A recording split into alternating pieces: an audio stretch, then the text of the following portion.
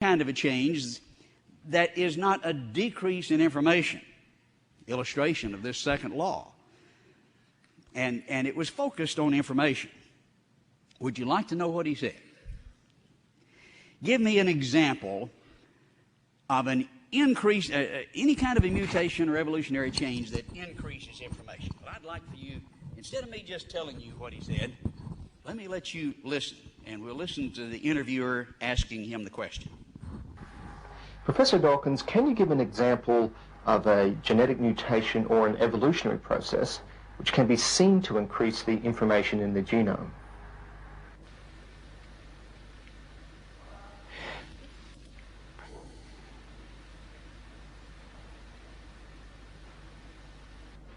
There's a popular misunderstanding of evolution which says that fish turned into reptiles and reptiles turned into mammals, and so somehow we ought to be able to look around the world today and look at our ancestors. We ought to be able to see the intermediates between fish and reptiles, or between reptiles and mammals. We ought to be able to see fish kind of on the way to becoming reptiles. But of course that's not the way it is at all. Fish are modern animals. They're just as modern as we are. They're descended from ancestors which we're descended from. Way back 300 million years ago, there would have been an ancestor, which was the ancestor of modern fish and the ancestor of modern humans.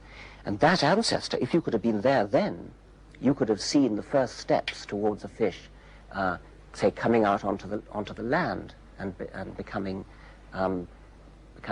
something like an amphibian. But that was a long time ago. You wouldn't expect to see that today.